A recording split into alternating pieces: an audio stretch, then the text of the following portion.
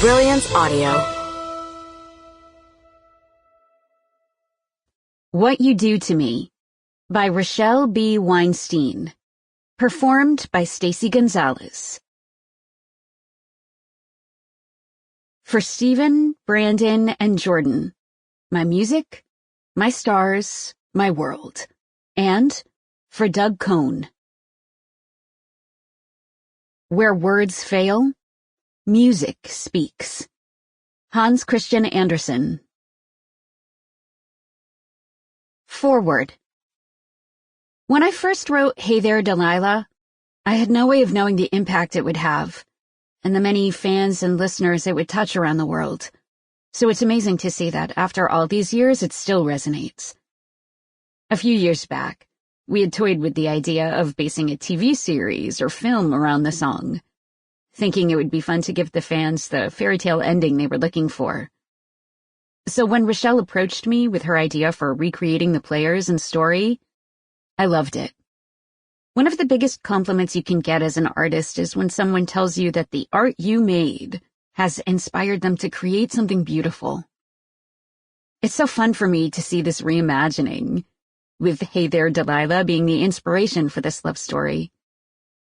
What a crazy, incredible, and humbling feeling it is to just watch as the song continues to find new ways of getting into people's hearts.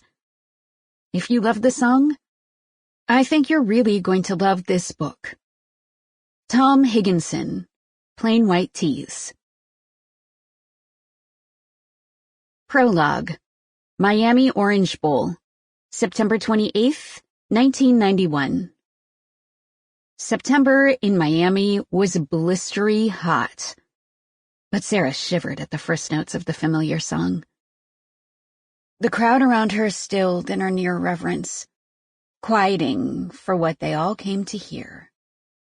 Though the song had played countless times on the radio, it was magic when performed live in a stadium crammed with adoring fans.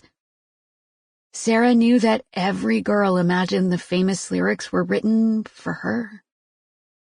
They imagined being loved like that by him.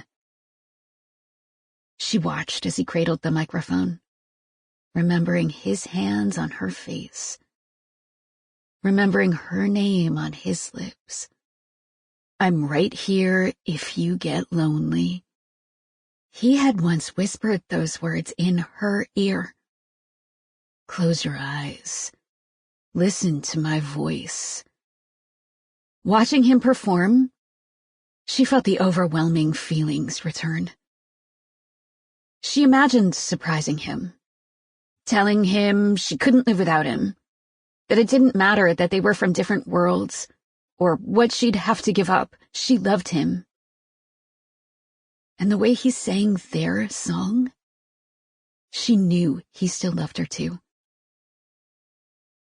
As he sang the last words, "What you do to me," he looked her way, and though she knew he couldn't see past the bright lights of the stadium, she thought she saw a look of recognition flicker across his face. She smiled back, until she heard screams, and everything went black. Chapter 1. Leave On by Elton John. New York, 2023. Cecilia James takes her seat in the crowded ballroom, already thinking about the next big story. Tonight's about the past, but she's always been steps ahead. As the magazine's founder introduces her, highlighting Cecilia's notable career at Rolling Stone, making her feel a lot older than 53, she replays the conversation she had in the elevator with Chris Martin about his yet-to-be-released single, Lily of My Dreams.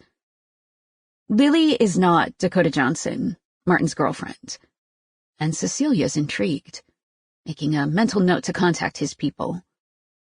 This inquisitiveness, the inherent need to understand every song, every story, has made Cecilia Rolling Stone's darling. Decades ago, at 26, she Sample complete. Ready to continue?